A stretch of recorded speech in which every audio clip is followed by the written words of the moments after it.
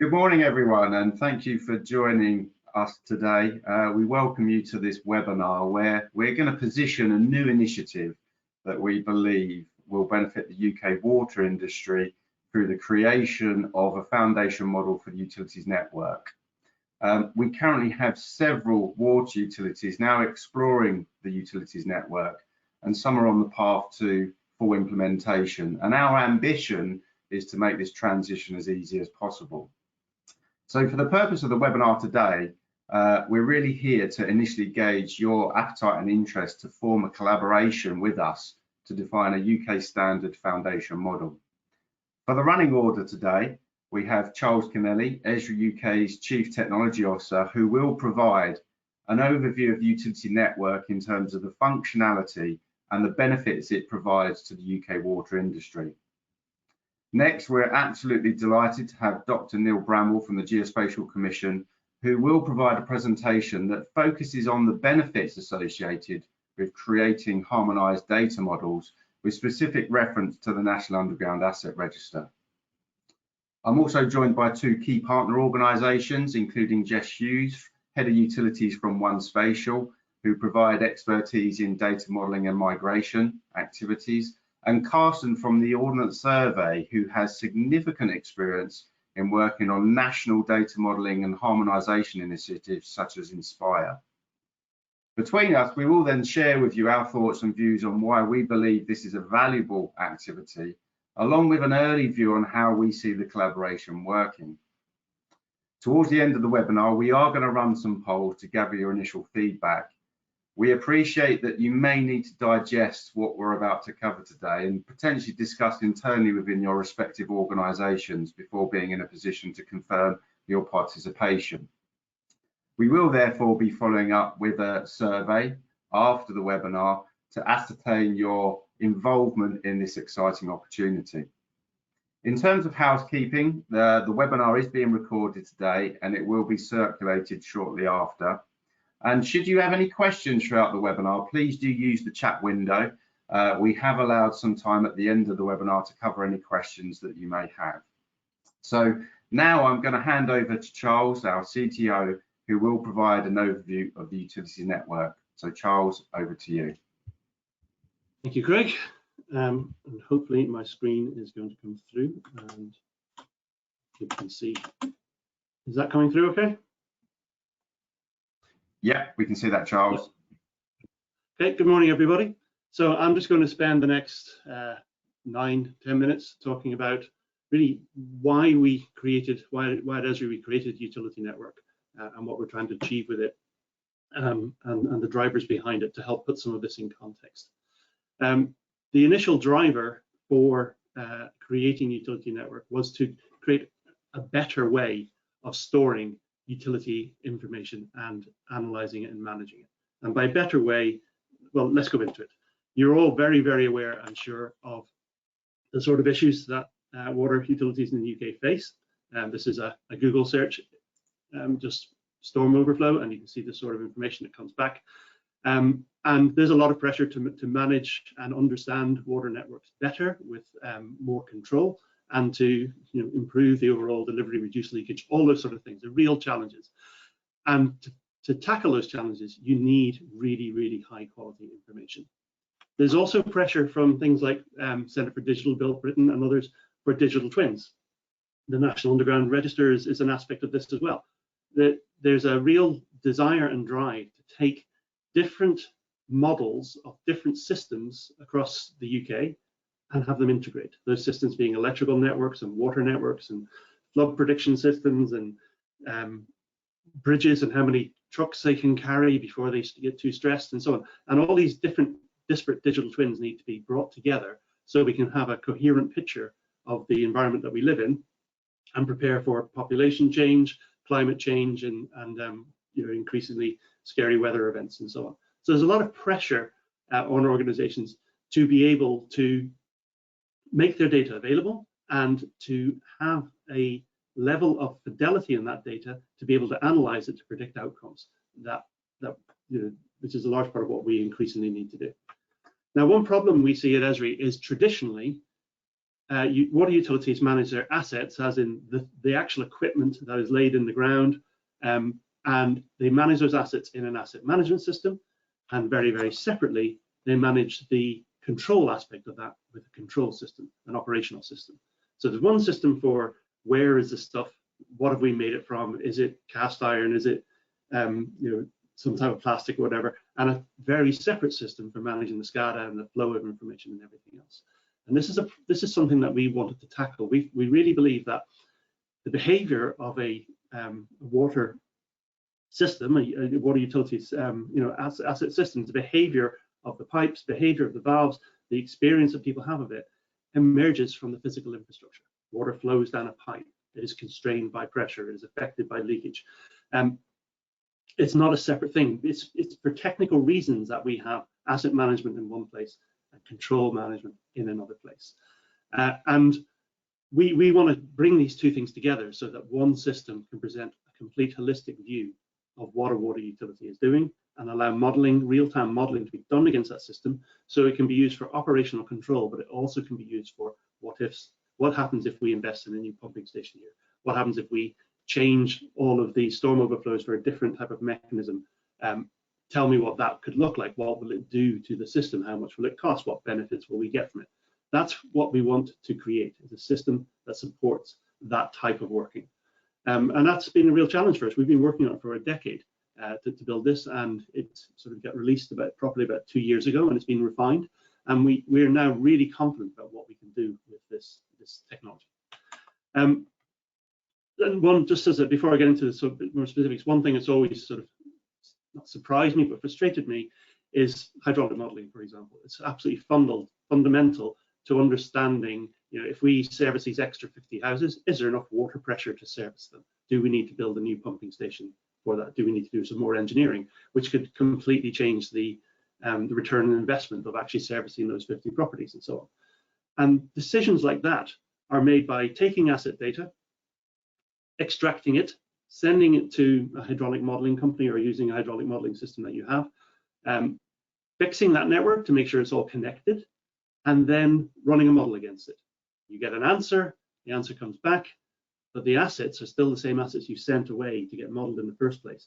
The corrections that were done to those assets to link them together and make sure proper connectivity was in place was done as a side issue, and it can take time for that result to come back. You say, tell me about this thing that I'm planning to build, and weeks or months later you get an answer back saying, here's the outcome of that. What I would love to happen is that you look at your asset system and it is telling you the live situation, and if you go in and do a design and say there's an extra 50 properties we need to service, you get an update on that model as you draw your design in, so you can see what the pressure situation is going to be in real time. This is the dream that we've had for a long time, is to bring all these systems together, and that's what drove us to create Utility Network. We also, I've been told by more than one or two people in utilities who manage assets that they essentially are managing their system using paper. That they had paper maps in the past, those paper maps being transcribed into their GIS systems or their CAD systems, but essentially they're still drawings. They're not necessarily live systems that are up to date and everything else, and they still, a few people have told me they preferred working with paper. It was more convenient in many ways. And this is because our asset systems are not live systems. They are representations of the assets that quite often lag behind what the assets are and are not flexible enough to let us do design against those in a meaningful way. If we want to represent a network in a way where it can be properly modeled, where it can simulate reality and can allow us to do modeling, we have to be able to cope with data at this sort of complexity. We've got to be able to represent how water flows through all these components and model them properly, not just as approximations. And we need to encourage the organizations who do modeling to work against the way the data is stored and structured.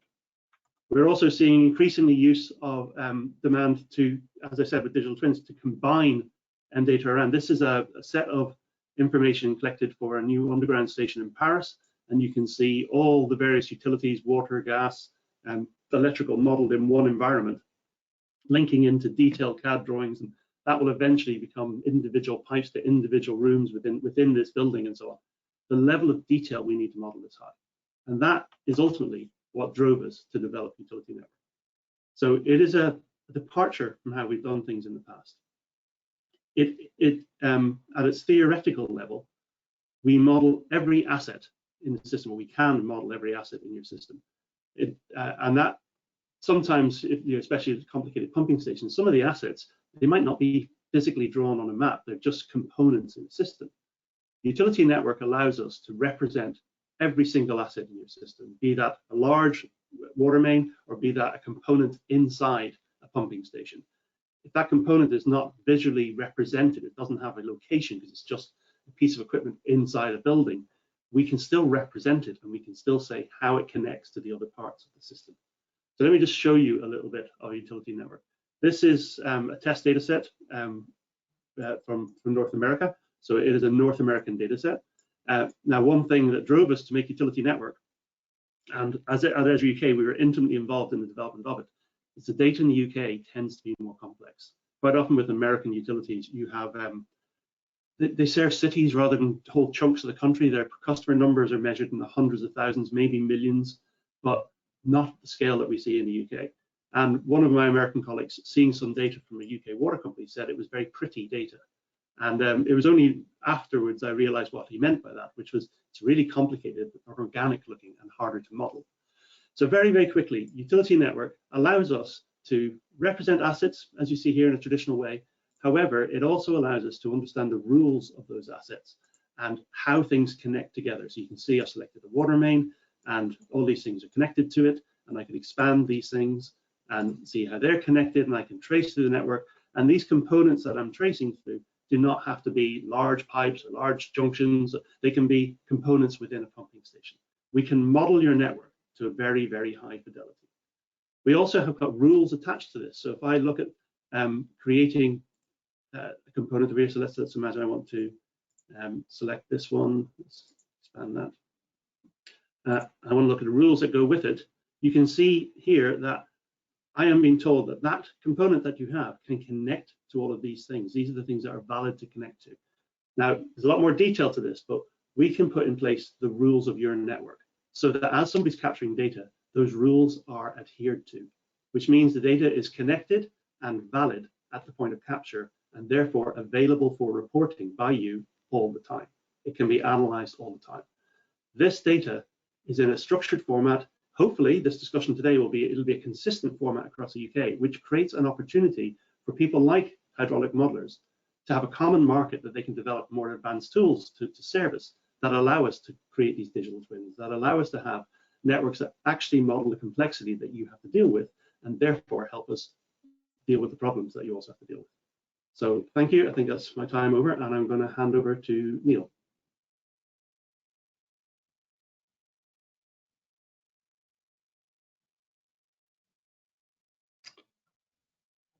Hi there. Thank you. Thank you, Charles, and hi everyone. My name is Neil Bramwell, and as for the intro, I'm here representing the Geospatial Commission as product owner of the National Underground Asset Register. Yeah, what I'm going to talk about today is hopefully of interest and relevance to this to this discussion, because I'm going to talk about how in the National Underground Asset Register, or NUA, I'll call it NUA from now on to save a bit of time. We only have 10 minutes. How we're using a standardized data model, which is based on an international standard. I'm going to talk about why that's important for the project. I'm going to talk about how we've effectively adopted an international, quite general data model for our purposes, how we've practically gone about that, and just talk about the benefits that we believe arise from that. So I'm trying to move on the slides.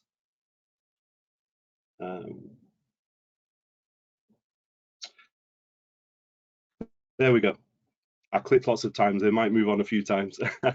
So yeah, just very quick whistle stop of what NUA is to set the scene. So NUA is a secure controlled data sharing platform, which asset owners and their supply chains to plan and execute works and excavations in a safe and efficient manner.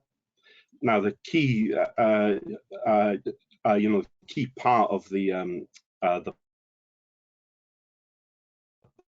platform is that this is a presentation of buried asset data, which is combined. So all the various sectors in one place is comprehensive. We're going for all the data that is there underground, and it is interactive. Which is an important part of a combined fairly complex map that users can interact with that and change their view and interrogate the data on there.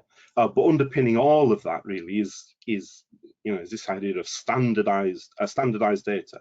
If we're showing a combined map with all these with assets from different sectors, different owners, it's really important that we're able to present that in a standardized and coherent way, so the users have a consistent experience regardless of where they are in the country or of what sectors they're interacting with.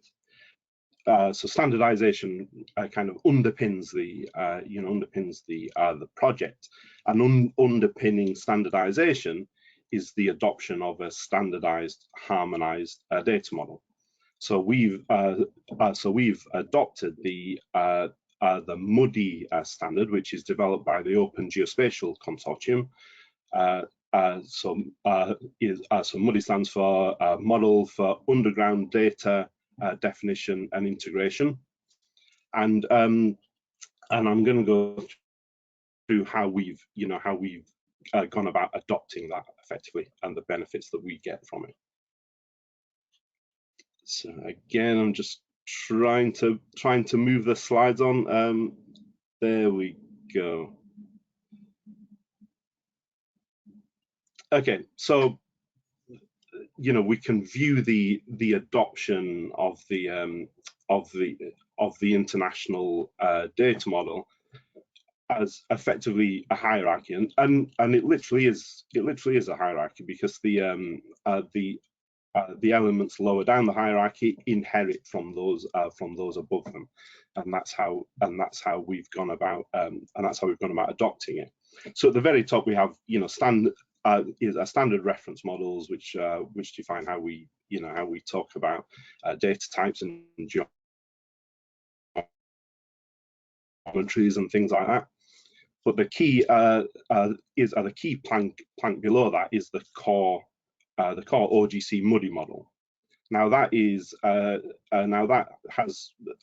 we've developed effectively two forms of that. One is at the very highest level the standard conceptual model, which just represents the very high level concepts of the utility network and associated elements, and the development of that model has been use case driven, and that's quite important for the development of the model and also the NUAR project. And the primary use case, the initial use case of focus is excavation, which is a good time with the NUAR project as well. So this conceptual model, just as so it doesn't have a lot of detail, but it does model just the high level concepts of a network, assets and network links and network nodes and spaces and operational areas and things like that, just at a very high level. Then a step down from that is a logical model, which fills in a lot more detail and captures some of the key characteristics of those concepts. But that's still in the core model. That's still at quite a high level and quite a general level, because this is an international standard and has to serve a whole whole range of circumstances, a whole range of localities and jurisdictions. So how do we bring that into the into our use case and our jurisdiction? How do we bend that to our purposes? And the way we've approached that is by taking a profile approach. So based on the on the core muddy model, we have developed a UK excavation profile. So that profile is defined in terms of a jurisdiction, because there are different specializations, different localizations, depending on where you are in the world. But it's also based on the use case, which is excavation. And that drives kind of, for instance, the level of detail that you need to represent in the model. For safe excavation, you know, this is about avoiding damage mainly. And so the, you know, the characteristics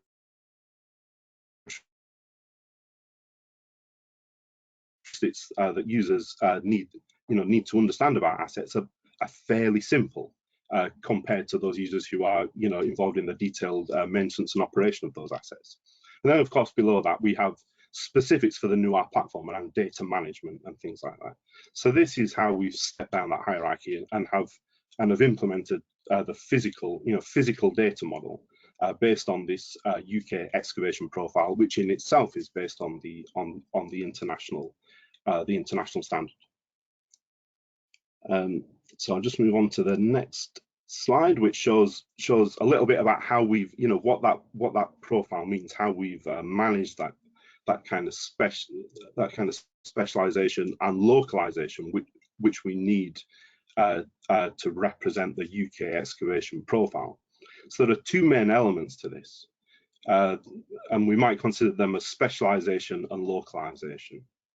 So in terms of specialization, we've built effectively is a kind of a UK excavation veneer around the core model. So we've so whereas you know the core model doesn't have sector specific details, it has characteristics which are relevant across the board, across all sectors, across all geographies.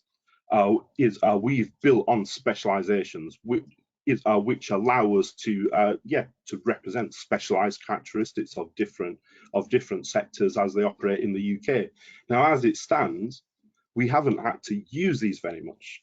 The core model gives us the vast majority of what we need. But even if a lot of these specializations are currently empty, you know, we're onboarding hundreds of asset owners, we're likely to come across specializations that we need. And this gives us the headroom to grow into that.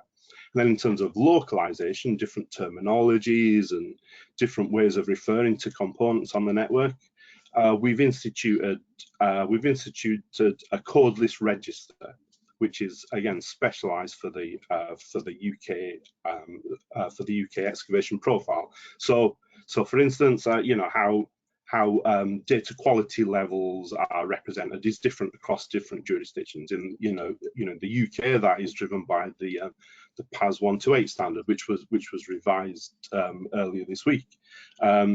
So by having this specialized UK excavation codeless register, we are able to represent the terminologies that we need for our purposes. So why have we gone through all of this? It's a lot of work to do this, to implement this data model and to keep it up to date. So that's why we've bothered. I'll just very quickly go through a few of the reasons. On this slide, it's some of the practical reasons for the project. So the main thing is, as I say, the common language. If you've got a combined map covering different sectors and different geographies, having that standard and consistent representation of buried assets is absolutely crucial. And just from a practical point of view, just having a standard target against which we can onboard new asset owners and on their data, and we've got a standard target to aim for, that just helps with scalability and sustainability. But there are broader benefits as well as those practical benefits for the project. And one that I'm personally really excited about is is the opportunities for data quality improvement. There's no silver bullet here for improving the quality of data, especially legacy data. It's an ongoing and universal challenge. But by having a single objective standard forming data, and against which we're on some level measure source data, that gives us a single objective way of reporting back about the level of conformance to that data model.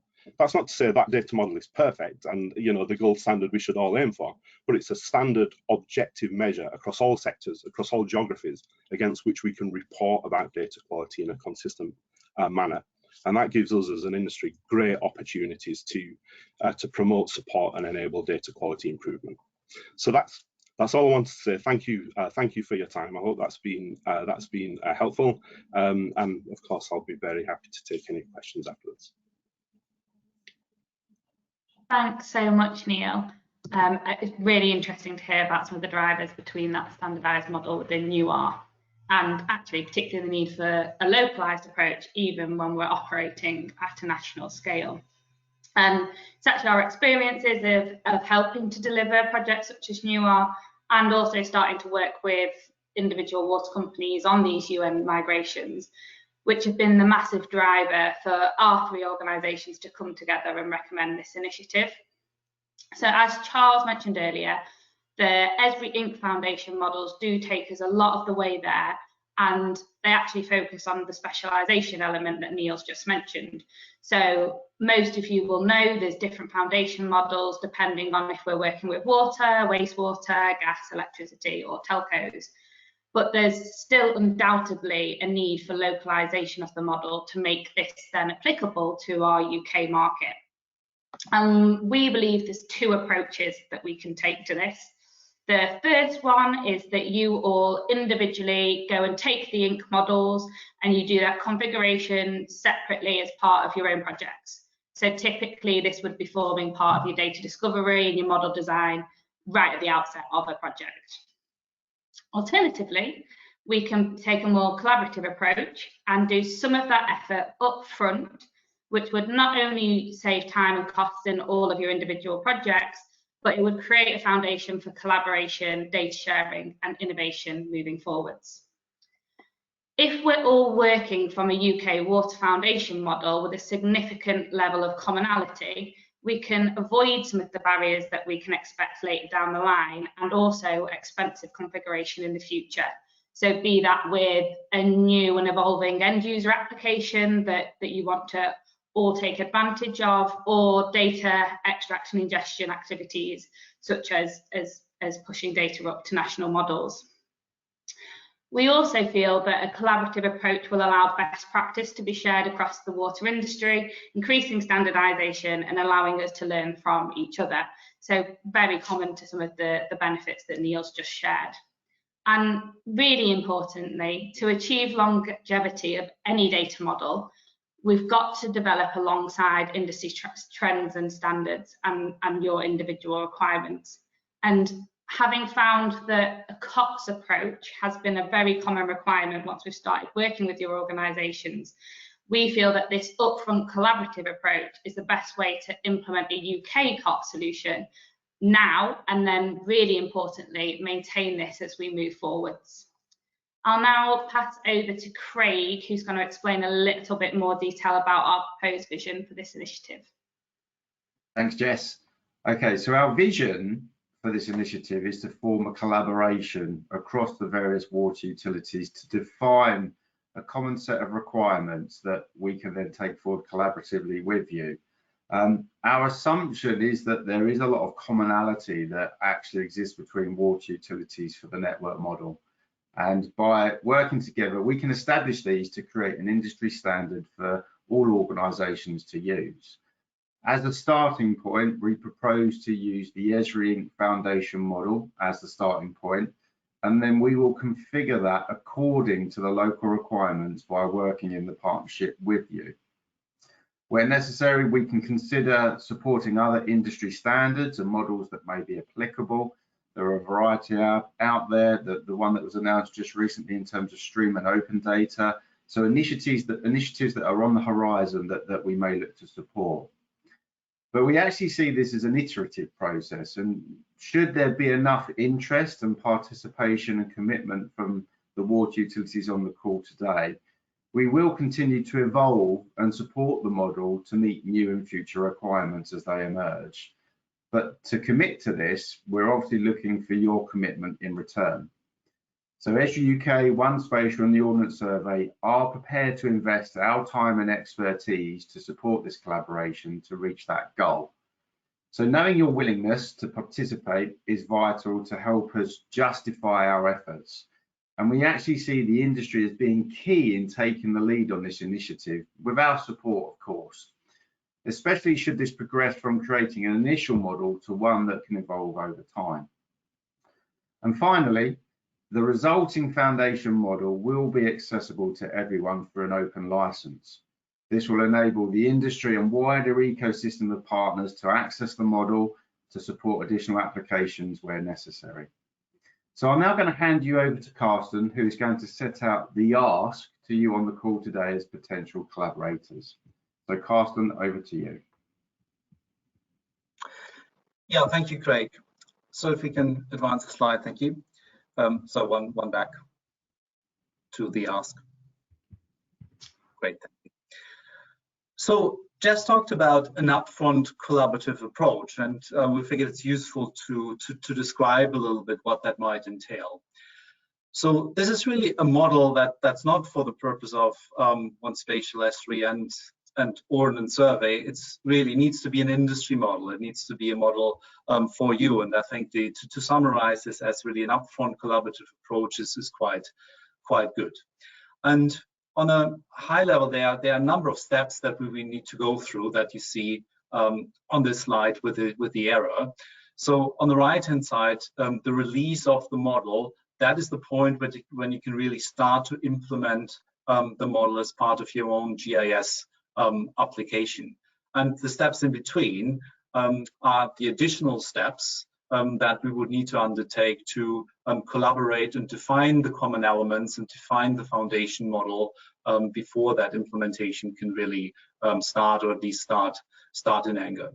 So the first step, I think we're pretty much starting today, which is the orientation step, where we need to pull together a community of interested water utilities to initially give us a steer to say, yes, this is of interest to us, or we don't want to follow this approach, which I think would be fine for us as well, if there was a very clear statement from everybody on the call.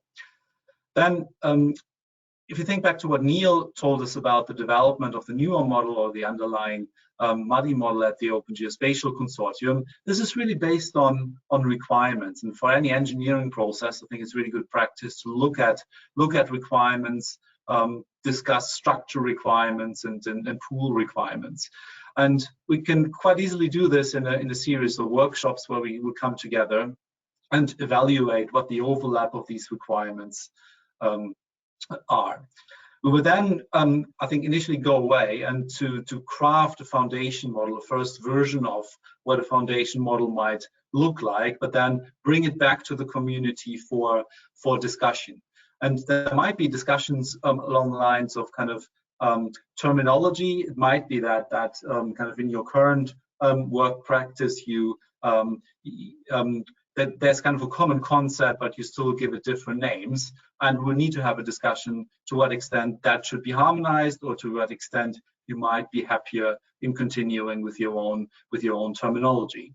So out of the feedback that we would then be getting, we would then take this, refine the model, and important step, actually test the model. So it's usually quite useful to then transform some data into the model and really show how data might look like. And again, that is a small engineering task where we will then be coming back to demonstrate this. And once everybody's happy, we can release this. So these are the initial steps that we would need to undertake to come up with this initial version of the model. And as Craig said before, if there's then appetite to maintain and continuously develop the model with your input, then that is an option that we can entertain and follow through afterwards. Now, in terms of your input and your commitment to this, we had a bit of a think about how this can look like, and came up with, well, really 3 different categories of being engaged. So there's a fourth, which is the no interest, which you see on the bottom of this slide. So if you think this is not for you and you want to go your own way, that's absolutely fine. if you're kind of more in a situation where you know that you want to adopt utility network at some point, but are perhaps not quite ready, are not prepared to perhaps commit any resources at this stage, we figured it would be useful to offer, to be involved, and we would issue regular updates to keep you abreast with the progress, but you wouldn't necessarily actively input. But in case you really want to base your utility network implementation on these foundation models, it might be useful to think about the kind of two different categories, which we described as either being part of an advisory group or a steering committee, where the steering committee could be quite a small one, or it could be also a bigger one if a lot of you would like to be part of this. So perhaps a useful way to think about the advisory committee is that we would kind of ask questions and kind of regularly engage, perhaps on a monthly cadence, and you would basically be inputting and giving input into the development on a slightly less frequent basis. Whilst if you really want to be intimately involved with the development, that could perhaps work more on weekly meetings, where there is a group of steering committee members where we very regularly and frequently get together to discuss and tie you quite closely into the progress of the model itself. So this is I think a fairly generic methodology. We have quite a bit of experience with this, so it's not too dissimilar to how we actually created the MUDI foundation model at the Open Geospatial Consortium. And there are various implementations that we've done over the years. So if we can advance to the next slide. So before we go to Q&A, we would really like a bit of your feedback. And we thought that maybe it's too early to say, well, we give you some information, give us some immediate feedback. You might need to discuss some of the items with your colleagues, socialize this within your organization, see what you think as a group within your company about these ideas. So the plan is that we will send out a brief survey over the next day or so, which will give you a few days to think about this proposition, this idea to create a foundation data model, talk to your colleagues, and then give us some feedback. But we also thought it would be useful for everybody on the call if we gauge the kind of immediate feedback. So we prepared for a number of poll questions, and the idea would be give us kind of don't think about it too much. Tell us what your gut feeling is. This is anonymous. You will not be held account to it. But it would be useful, we thought, for everybody to see what the feeling is, given that this is obviously virtual and we can't really see what the reaction is in the room, so to speak. So the first poll is to say, well, generally speaking, do you think this initiative is a good idea? And it's a simple yes or no. So if you want to take a few moments and select either yes or no, and then in a few moments, I think the results will appear on screen, and we'll see what the thinking amongst the participants will be.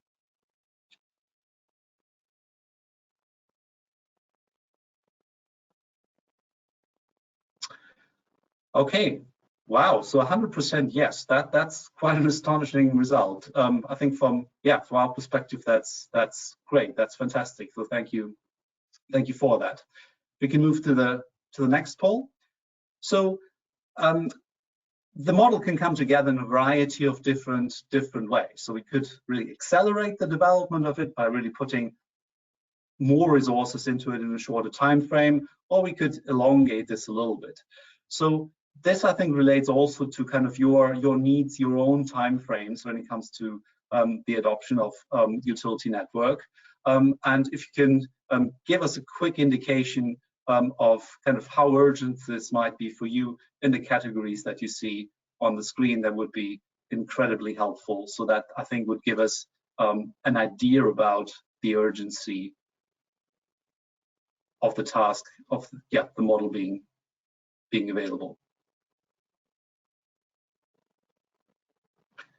Okay, I think the answers are coming in. Right, okay, so we see an interesting spread here. So the majority, more than 50%, obviously, over the next 6 to 12 months.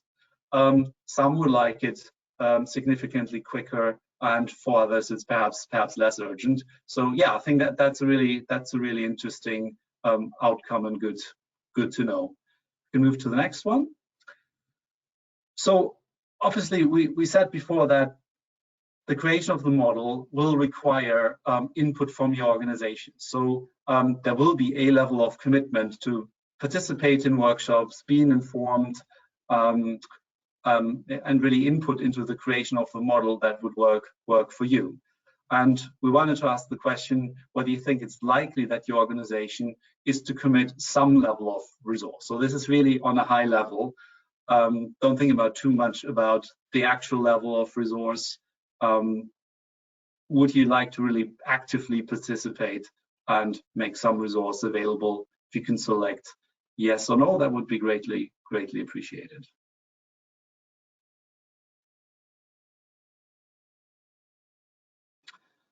So as the results are coming in, wow, excellent, 94% yes. I think that's fantastic. 6% no. I think that's absolutely fine. And we have one fourth poll question for you, which is really more about the future. So we could develop the model, and that's really the immediate plan, to create kind of the first version of a model. So really as a starting point for the implementation of utility network, or we could evolve it later on and work through additional implementations, also additional iterations and additional versions. So we were wondering what your feeling is. Would you see this really as a starting point for your implementation, or would you see as kind of evolving best practice that you might be able to draw on as your implementation matures and continues? Would be very useful to get a bit of a steer on that.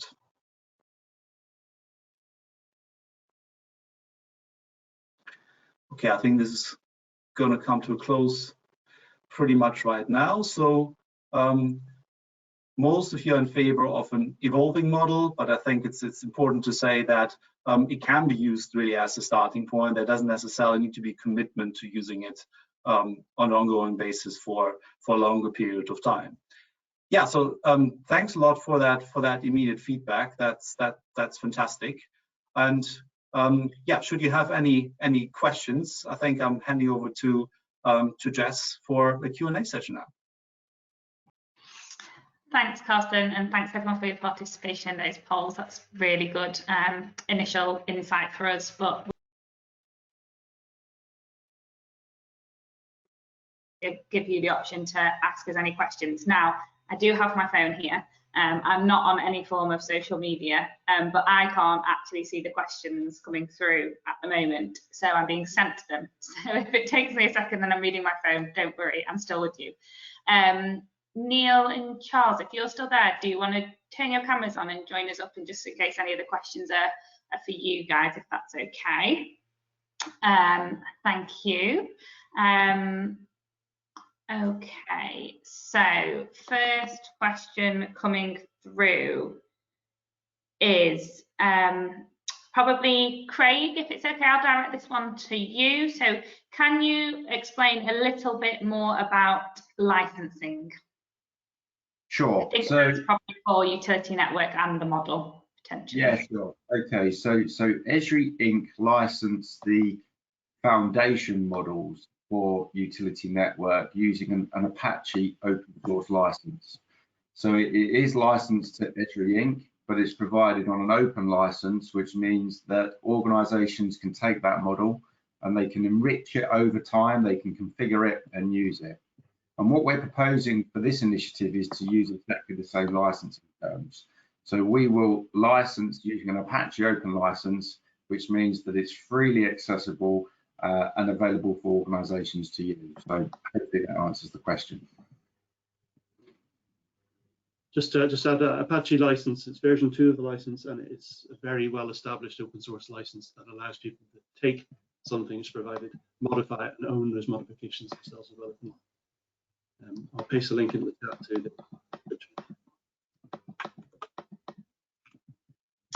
Brilliant. Okay, I do have access to the chat now, so this is the questions asked. This is fantastic. So first question is, how do you see this relating to existing models such as the hexagon model or UK water models? So Charles, is that one that you want to take in the first instance? No, but I'll answer it. There are different models, and obviously ultimately they're all modeling the same thing, so there should be quite a lot of overlap in terms of what they're trying to model. Obviously the utility network model works on the utility network, so it's designed for that product. However, I do think there's a lot of value in, if there is a standard model created in that way, it can learn from others obviously, but that model is then can be used by organizations who aren't using Esri, because it's just essentially a list of here's the things that we're modeling and here's how they connect. So I think it can be quite open that way, and we can learn from other models. But Hexagon developed their model for Hexagon, Esri's developed the model for Esri. There's a project called the Stream project, which a lot of water utilities are getting together on to share data more efficiently and more widely. And I think this could actually feed into this, because the end result of this model is an API that can be shared with developers and other organizations who don't need to have the innards of your system or the innards of your data to access it. They can simply ask questions of that API. So I think it adds to the tapestry of information available in the EU. Wow. And then probably another one for you, Craig. Will this include standard symbolization?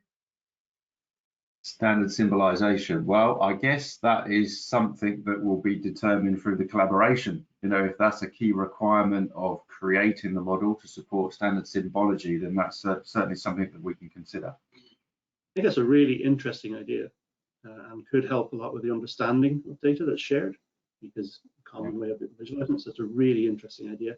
I did see the forestry industry go through this 15 years ago, and I've never seen more arguments in a meeting than over what color a line should be on a map. So it could be a fun process, but it's a really interesting idea, and we definitely can make symbology part of the standard if needed.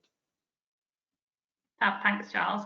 Oh, sorry, Carsten, you're potentially on mute because I saw your lips move, but didn't hear you then. Yeah, sorry. On this front, I think it's right that there will probably be heated discussions about any kind of common symbology. What we could potentially do is kind of bring in the ordnance survey cartography expertise into this, which is really independent of any kind of emotion about how something should look like. I think it's kind of a more neutral way to say, really from a visual communications perspective, you might want to take a few items into account, like standard color palettes that might be optimized for color vision deficiency as an example, and to put some design guidance into this. I don't think we haven't necessarily planned for that, but I don't think that that's out of scope. I think we can quite easily make that available. Yeah, and that actually leads on to one of the next questions is how do we envisage as managing differences of opinion as to what those commonalities should be? And I think that's probably standardization and symbology is somewhere that we would see a lot of those issues potentially. But I mean, from my perspective, I'll go first on this one.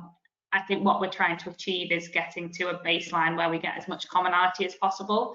The thing to remember is that doesn't mean that you can't then configure that model from that point. So if you were really sold on a certain requirement and everybody else wasn't, that doesn't mean you can't get it within the model. It just means that it won't be part of that initial foundation model. So it isn't a barrier if there's still sort of more unique things that you want to be doing with your model. You can still configure that. That's absolutely fine. All we're trying to achieve with this is trying to get as common a model as a starting point as possible for the industry. Does anyone have anything else they want to add on that point. I mean, I do think there's lots of standard bodies around with working practices that we can learn from as well. Probably not the first group of people in the world that might have differences of opinion.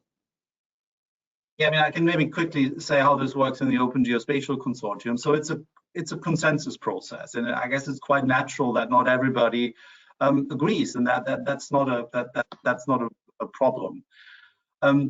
So I think that the key to this is really respect and discussion and open mindset to come together and really get behind why certain things we might want to do in a particular way. And as Jess said, there will be choices. Nobody will really be forced to do something in the end. And it's a process that we'll go through and most likely kind of various kind of smaller iterations.